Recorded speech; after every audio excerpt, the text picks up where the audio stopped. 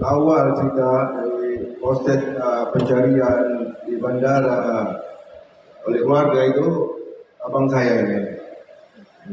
Oke, silakan kepada Pak Raja Hasibuan, abang kandung almarhum menceritakan kronologisnya.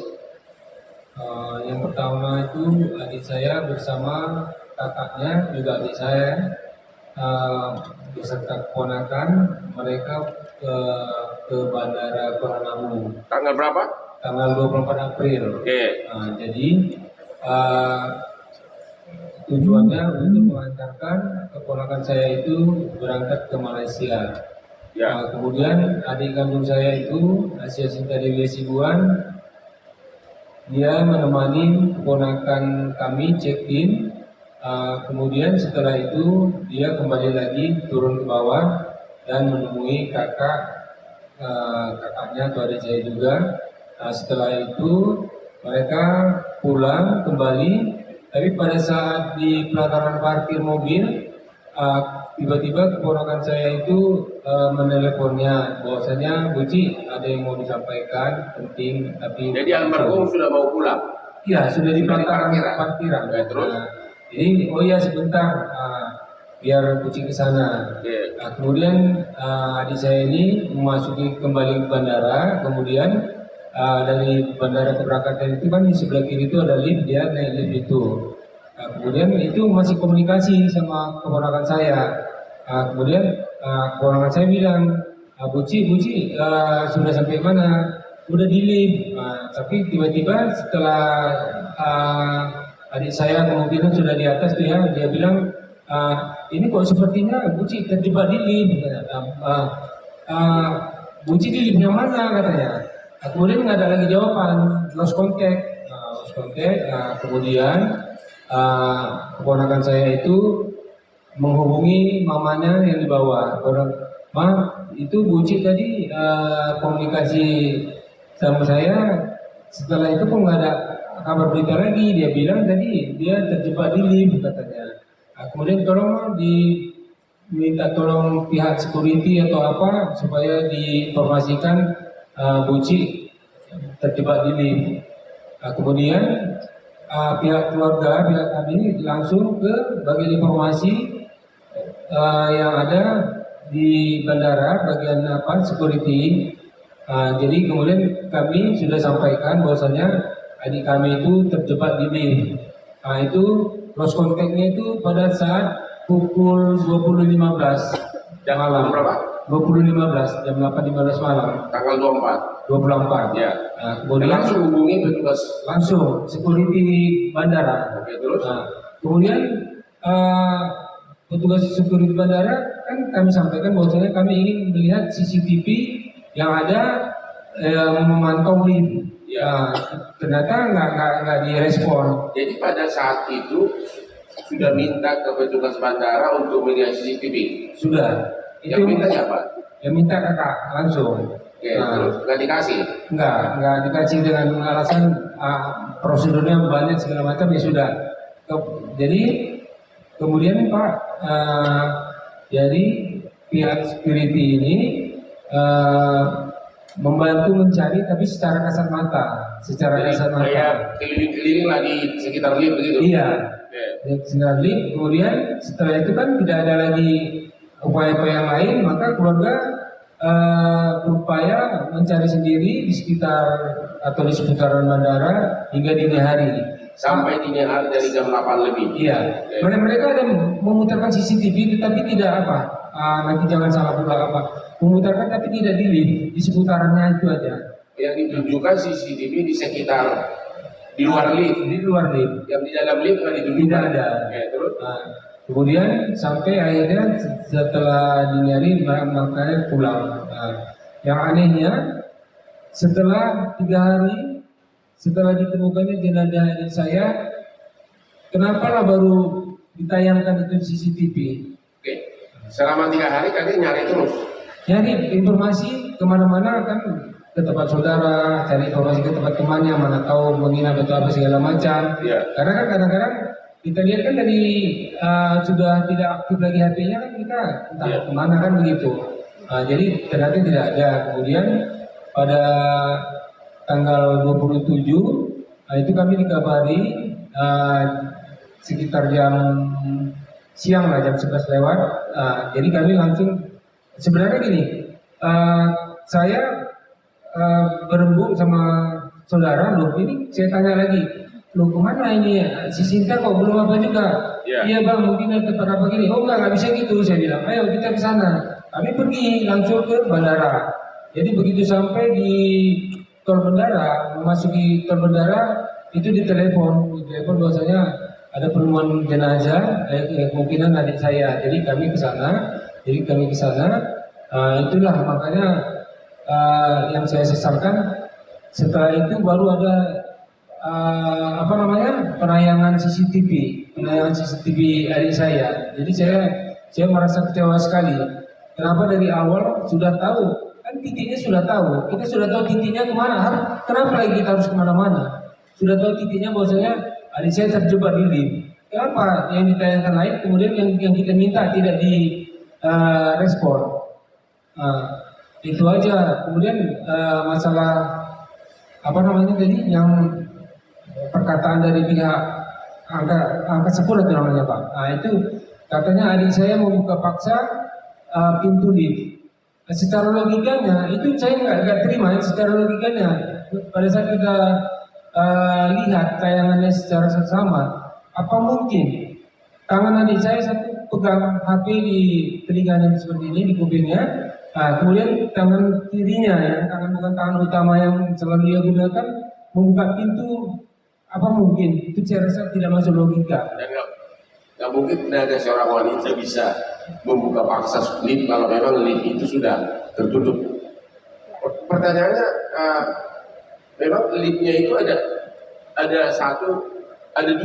dua pintunya. Ada dua setelah adanya tayangan kita ketahui. Sebelumnya kita nggak tahu. Dan dia itu terjun bebas dari lantai berapa, tahu nggak? Lantai 2.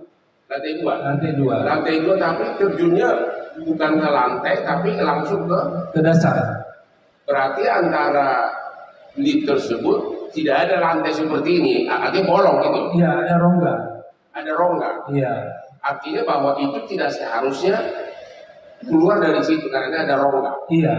Karena kalaupun biasanya kan kalau ada dua pintu, di Jakarta juga ada lift masuk sama keluar beda, tapi di masuk dan keluar ada lantai, ya kan? Kalau ini benar-benar rongga ya. Rongga, langsung biasa. Artinya harusnya tidak boleh terbuka. Iya. Karena kalau terbuka kan ibaratnya masa pencet-pencet aja bisa terbuka, kan orang di lift kan banyak anak-anak, kan? Iya. Ya, terus kejadiannya habis itu apa? Setelah itu saya lihat dari tayangan itu kan itu rongga, seharusnya kan kalaupun dia yang berongga, tapi saya rasa tidak bisa manusia masuk, harus merapat gitu Pak, harus merapat paling tidak ada sekian senti. Ya.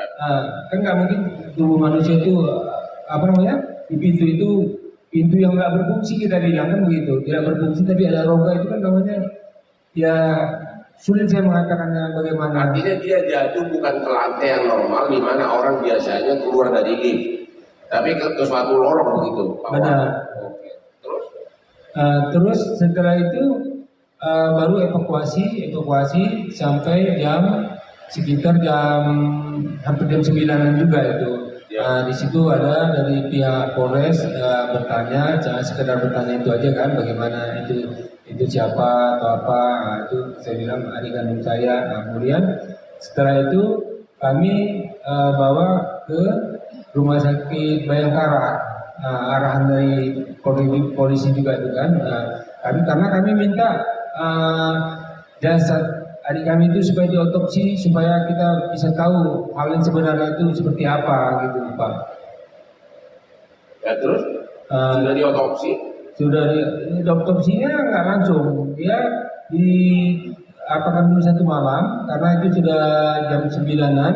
Ya. Baru besok paginya jam 8 diotopsi, selesai sekitar jam setengah 12 sampai hampir jam 12 hari Jumat. Dikasih tahu nggak apa hasil otopsi ini? Hasilnya belum diberitahu. Nanti ya, terus katanya nanti kalau sudah selesai nanti keluarga dikonfirmasi katanya. Terus aja penguburan hari yang sama. Penguburan hari Jumat, hari Kamis malam kan dia masih disemayamkan di rumah sakit, masih baru keesokan harinya setelah diotopsi sudah dipadukifayakan di rumah sakit. Jadi jam 12 kami langsung bawa ke masjid, setelah ke masjid bawa ke pemakaman. Terus pada saat penguburan dari pihak bandara siapa yang datang? Tidak ada. Tidak ada. Tidak ada. Yang melayat ada nggak yang datang? Tidak ada. Di rumah sakit. Iya di rumah sakit kan di kubur nggak ada. Ini berarti ada yang melayat ya Pak ya? Melayat itu pada saat apa? Pada saat adik saya masih di rumah sakit. Di rumah sakit kami di situ, mereka utusan dari pihak bandara datang ke rumah. Tapi karena kami masih di rumah sakit, nggak menjumpai kami, mereka langsung datang ke rumah sakit. Tapi karena situasi kami lagi berduka dan kami merasa bahwasanya penyebabnya itu adalah dari pihak bandara, kami nggak begitu respon. Jadi kami biasa-biasa aja gitu. Saya pun sebagai suami pada Lian ini, sebetulnya kedatangan saya dan melantik Bapak Hotman sebagai pengacara kami untuk mencari keadilan. Mencari keadilan. Ya, saya teruskan aja. Maksudnya begini Pak, kalau bisa perkara ini ditariklah, diminta ke Mabes, kalau bisa, ke Baris Krim, kalau bisa Pak. Kenapa? Maksudnya biar lebih cepat prosesnya. Maaf, bukan artinya merendahkan institusi yang lain, paling karena Baris Krim itu kan pusatnya gitu Pak. Jadi supaya lebih cepat, lebih prosesnya itu lebih. Karena pengelola bandara adalah itu dengan cara BOD, dua perusahaan besar dari luar negeri, yaitu dari India dan dari Prancis. Ya, tapi tentu kontraknya dengan Angkasa Pura II. Jadi kalaupun nanti mereka menempuh upaya hukum, lawannya adalah perusahaan raksasa dunia, ya, sehingga mereka keluarga ini menghimbau agar memang Polresta Deli Serdang sudah mulai melakukan penyelidikan, namanya penyelidikan laporan polisi POM-A, artinya tanpa ada yang melapor.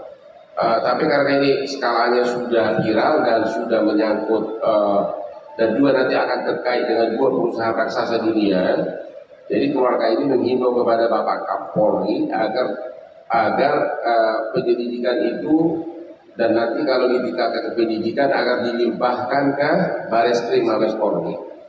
Ya, karena adanya tuduhan-tuduhan bahwa seolah-olah almarhum membuka paksa, itu sangat tidak masuk di akal. Karena dia cuma pecah-pecah doang kan, ya. Harusnya kalau memang itu pintu sebelah itu ada rongga terjun bebas ke bawah, harusnya itu tidak boleh terbuka. Kira-kira begitu, ya. Mungkin sampai kita nanti ada itu silakan dulu tanya jawab. Ya.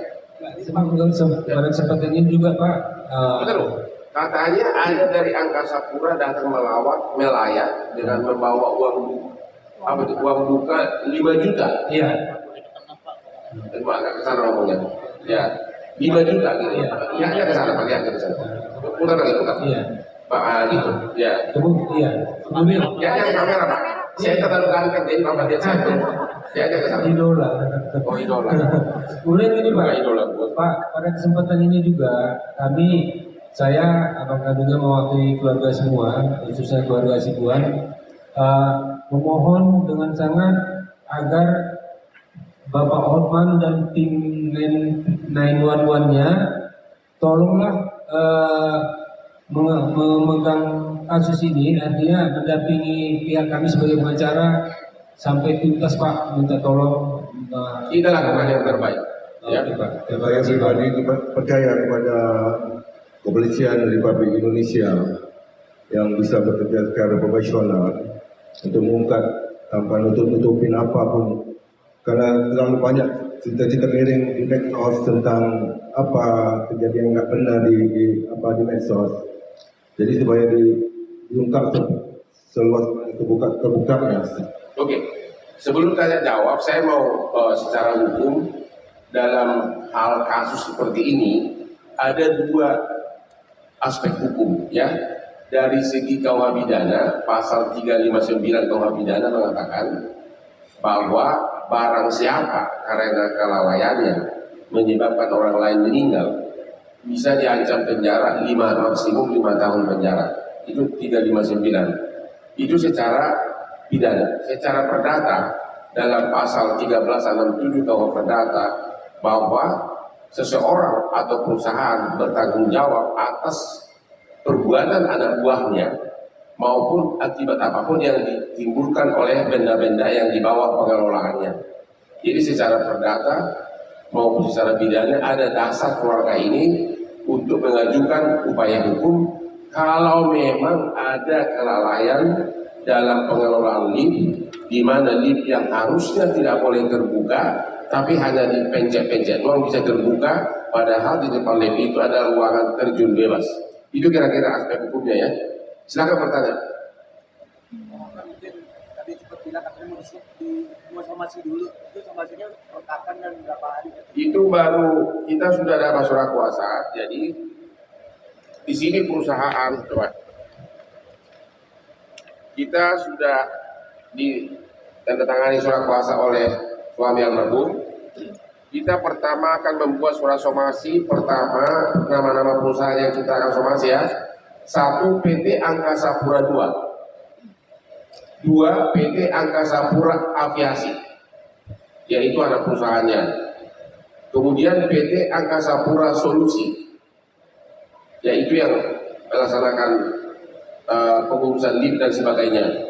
Kemudian pihak asing adalah GMR Airport Limited, GMR Airport Consortium.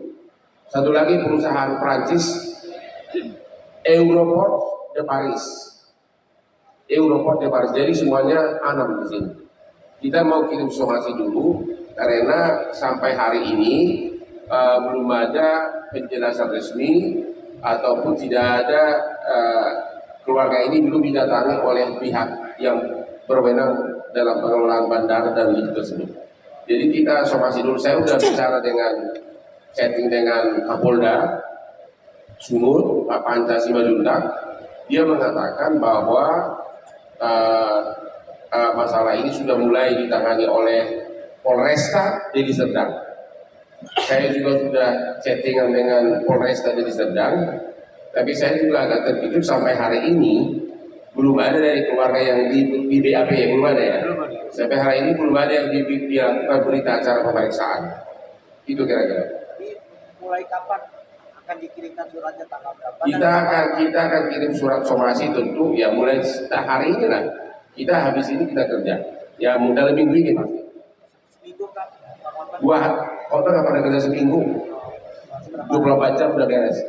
Kirim surat, oke? Termasuk nanti kalau kau cerai langsung gue cerai. Ya silakan pertanyaan lain. Silakan. Pak Raja izin mau bertanya, dari pihak bandara itu ada penjelasan nggak ketika jasad almarhum ditemukan? Itu apakah karena memang mereka terus melakukan, kan sebelumnya ada laporan hilang ya, apakah karena memang mereka ngecek-ngecekin CCTV atau karena memang ada tercium aroma? Sebelumnya saya bukan mau menjelek-jelekan atau memburukan instansi ya, tapi sampai detik ini tidak ada penjelasan bagaimana adik saya itu sampai seperti itu. Jadi sedangkan yang kami apa saja yang kami minta aja untuk ditayangkan CCTV di lift itu aja tidak dilakukan. Konon lagi mereka memberikan keterangan kepada kami gitu, tapi sampai saat ini tidak ada. Jadi sampai hari ini belum ada dari pihak bandara atau dari Angkasa Pura II yang mendatangi keluarga apa penyebab kenapa lift terbuka, belum ada. Belum ada. Ya. Silakan yang lain. Pak, barangkali dari pihak bandara tidak memberi untuk membuka CCTV kepada keluarga. Tapi begitu kasus ini mulai viral dan terungkap dari Polres, adakah dari bandara komunikasi mengenai apa penyebab kasus ini sebenarnya? Tidak ada. Itu yang sangat saya sesalkan. Sampai hari ini belum ada dari pihak bandara mendatangi keluarga. Belum ada. Ya. Dari Sampai hari bandara ini. memang tidak ada dan dari Polres pun belum ada. Belum ada. Termasuk BAP seperti yang disampaikan oleh Bang Hotman. BAP belum ada. Cuman dari Polres ada menanya kapan bisa ke Polres. Saya bilang belum ada karena kami masih dalam suasana berduka. Nah, kalau menurut Bang Hotman sendiri untuk kasus ini, polisi itu melakukan BAP setelah kasus ini, apalagi jenazah atau korban sudah dimakamkan, itu jangka waktunya paling lama kapan, Pak? Ya harusnya segera dong. Di undang-undang nggak dibatasi, harusnya segera. Harusnya semua pihak terkait di bandara sudah harus di BAP. Berarti kalau harusnya segera, menurut Bang Hotman ada keganjalan dalam kasus ini? Ya terkesan lambat sih. Terkesan lambat. Ya, ini tanggal berapa sekarang? Udah berapa hari sih, tanggal 27 ya. Dan ya harusnya. Dan katanya sih laporan polisi baru laporan polisi POM A, artinya inisiatif Polres yang bikin, Polresta. Inisiatif, Ya, bukan kesadaran tapi inisiatif. ya itu karena kepolisian berwenang untuk membuat laporan polisi POM A walaupun belum ada laporan polisi dari keluarga korban. Oh, dari keluarga korban sampai sekarang belum ada laporan? Belum ada, karena mereka kan masih baru hari ini menuju pengacara, tapi makanya sekarang kita akan mau konsultasi dengan Kapolda Sumut, apakah masih boleh nggak bikin laporan polisi di Polda kalau sudah dimulai pemeriksaannya di Polresta Deli Serdang. Bang, sedikit bertanya lagi karena buat ilmu saya pribadi dan semua, Bang. Ya. Apabila korban dan keluarganya merasa kasus ini ada keganjalan, Ya. walaupun dia terlambat membuat BAP dan proses penanganannya dari bandara maupun Polres bertele-tele, apakah berlaku itu seperti yang Abang katakan tadi, jangka waktu untuk melapor atau membuat BAP? Maksudnya berlaku untuk siapa? Berlaku untuk keluarga korban Ya sendiri. inilah sekarang kan, justru sekarang lah dia kan keluarga ini kan membuat BAP kan dia perlu pengacara. Makanya di dalam surat kuasa ini antara lain termasuk membuat laporan polisi. Cuma kemarin saya telepon Kapolda, dia katakan sudah dimulai penyelidikan oleh Polresta Deli Serdang. Pertanyaannya nanti apakah Polda Medan masih mau nggak menerima LP baru kalau mereka sudah mulai di Polresta Deli Serdang? Itu pertanyaannya. Karena di Polresta Deli Serdang itu adalah inisiatif dari polisi sendiri. Namanya laporan polisi POM A namanya. Ini baru mereka, orang ini kan orang awam. Ya baru menunggu ngurus kedatangan ke Medan ke sini kan butuh waktu 1 hari kejadiannya, baru digubur tanggal berapa? Jumat. Baru 7. digubur 28. Jadi 28. waktunya masih on time lah, masih on the track ya. Yang lain silakan. Komitmen misalnya dari Polresta nggak mau menerima laporan polisi dari pihak keluarga lagi karena udah terlambat misalnya. Nah, tapi kalau misalkan diusut ke Barreskrim itu bisa atau gimana, Pak? Ya itulah makanya tadi pihak keluarga menghimbau bahwa agar secara inisiatif kasus ini dilimpahkan ke Barreskrim Mabes Polri, karena ini kan termasuk menyangkut peralatan canggih, pihak-pihak yang terlibat juga pengelola bandara ini kan BOT, pengelola kendaraan pribadi itu adalah asing. Itu dikerjasamakan untuk 30 tahun, perusahaan India dan Prancis. Ya itu, jadi itu semua kewenangan dari Bapak Kapolri sama Kabarreskrim. Itulah kita himbau, karena kalau skopnya di daerah, rasanya ada pertanyaan lah sejauh mana nanti bisa mereka menangani yang kalau para pihak saksinya itu adalah kaliber kakak dunia gitu loh. Ya. Dan di samping kita juga dikasih kuasa untuk laporan polisi itu, juga kita nantinya akan merencanakan juga akan menggugat perdata, yaitu dugaan perbuatan melawan hukum. Cuma mengenai timingnya kita masih akan kumpulkan dulu data-datanya.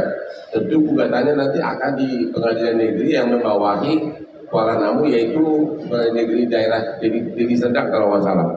Ya, jadi nanti ada upaya hukum pidana dan hukum perdata. Hukum perdata itu tadi gugatan perbuatan melawan hukum.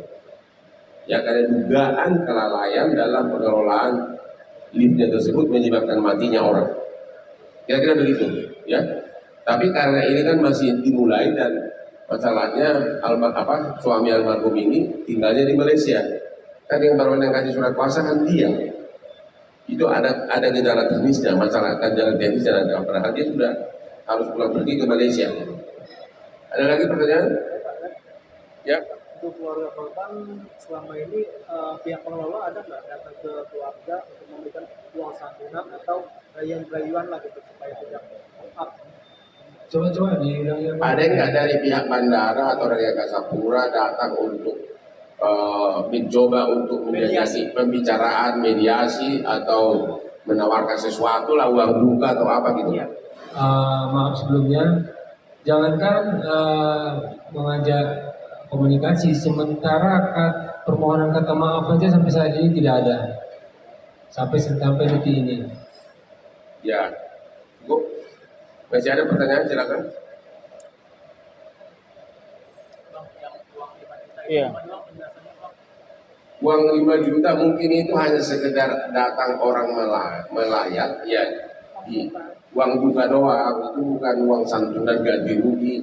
Sama aja kalau kita melayat, ada orang datang bawa amplop, ya, itu 5 juta. Karena dia ngaku dari mana? Utusan dari pihak bandara. Gitu, ya. Kami tidak langsung ketemu Pak, karena pada saat itu kami berada di rumah sakit untuk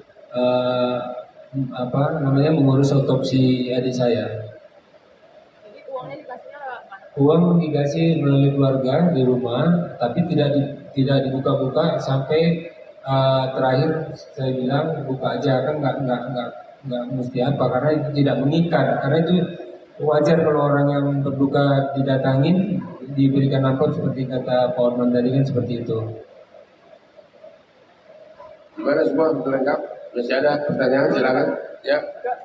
Untuk Pak Orman sendiri terkait perusahaan besar gitu kan, perusahaan besar dari India dan Perancis, ini kesiapannya apa nih Pak?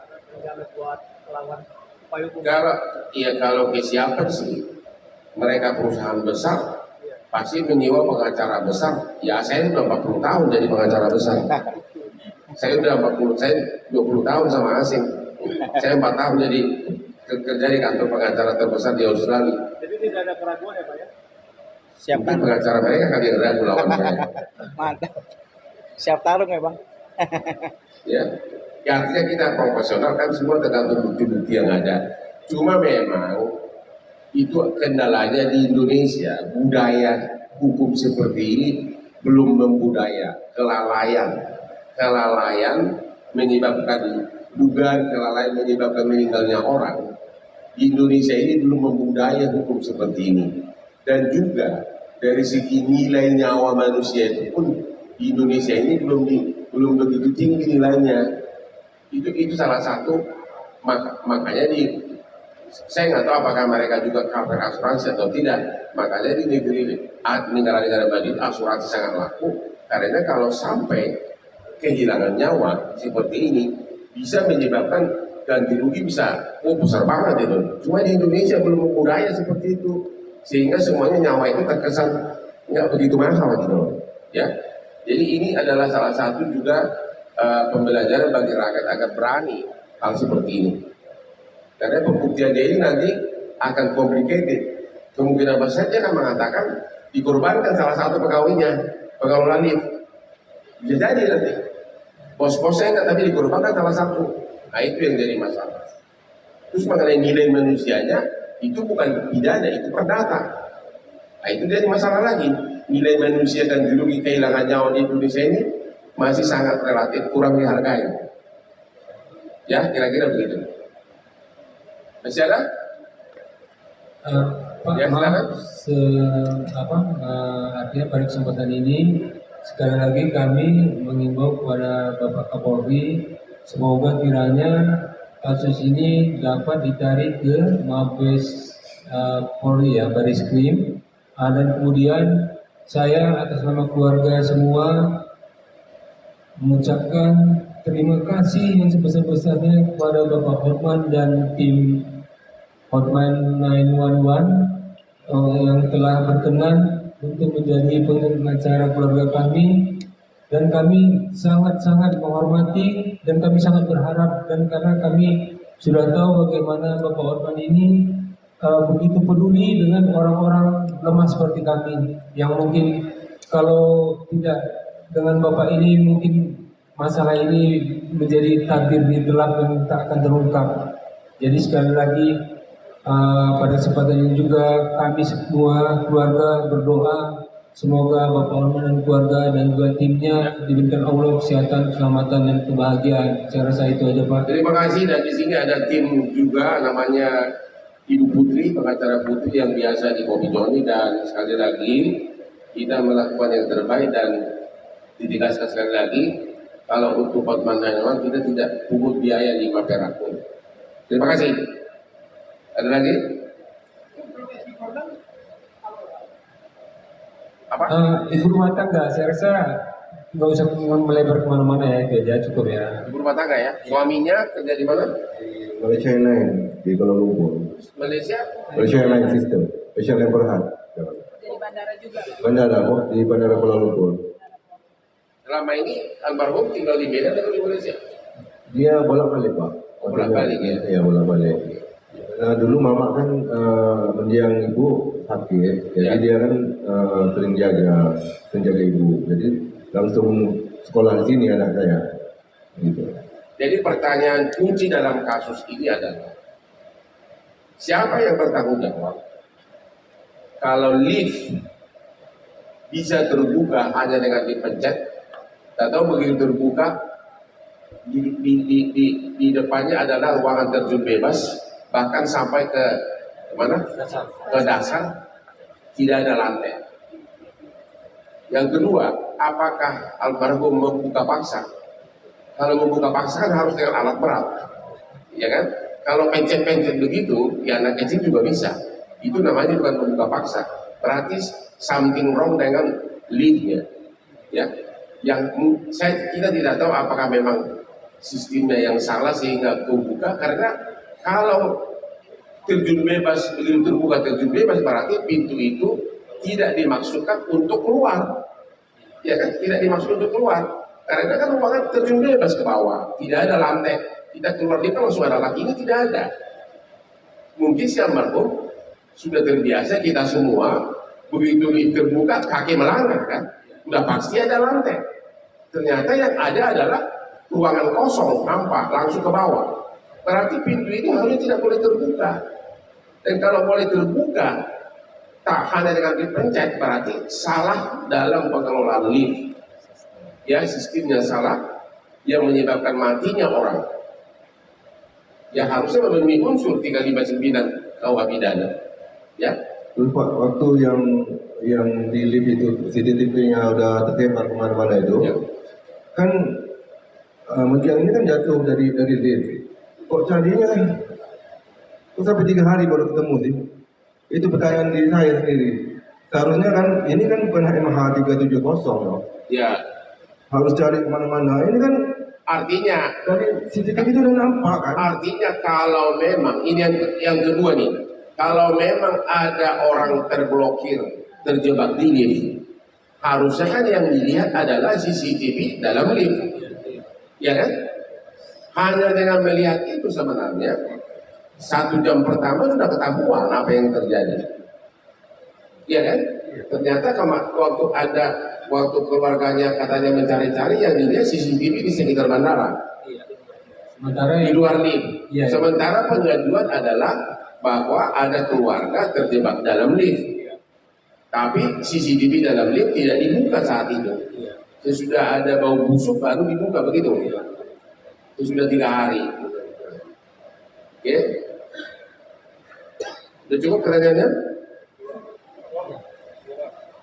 Bang, artinya yang digugat ini siapa ada detail yang digugat? Makanya PT Tenggola atau siapa aja? Coba sebutkan nama-namanya. Yang kita akan somasi. Ada. Ya. Pihak-pihak yang akan kita gugat, yang pertama adalah PT Angkasa Pura II, yang kedua PT Angkasa Pura Aviasi, yang ketiga PT Angkasa Pura Solusi, yang keempat GMR Airports Limited, yang kelima GMR Airports Consortium, Dan yang keenam, Airports de Paris. Dan berikut direksinya tentu. Jadi jangan heran nanti nama direksi juga kita gugat semua satu-satu ya. Biar makin terkenal mereka. Ada lagi? Cukup ya? Panitia mana? Halo? Mana panitia?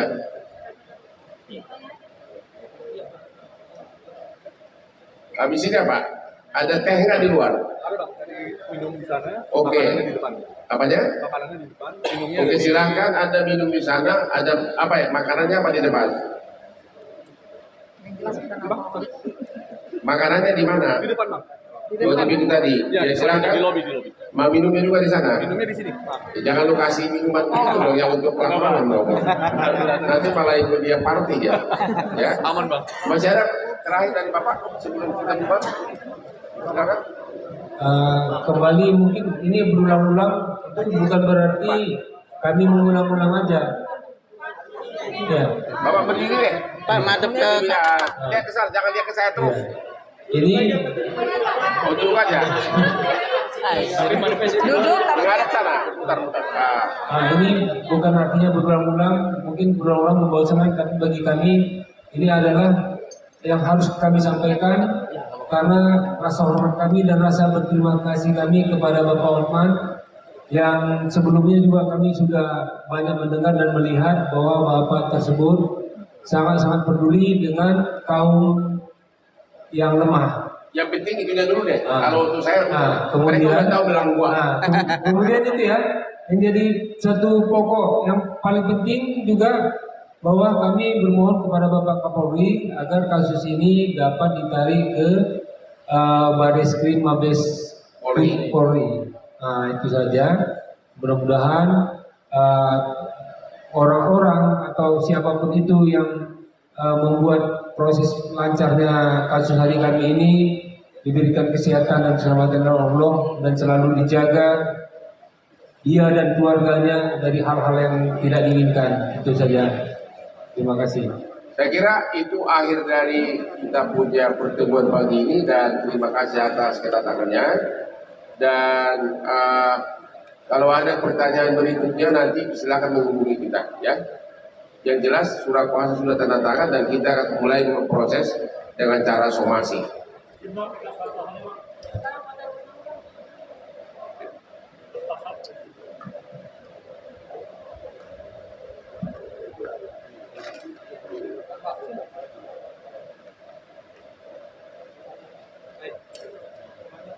Ya, satu.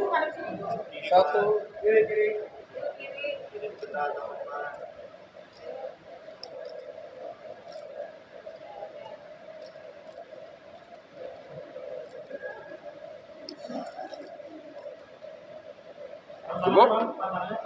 Tanda tangannya? Bukan, Pak. Nah, somasinya belum bikin. Baru aja tanda tangan. Sabar ya. Baru mau disomasi Sabar. beceng.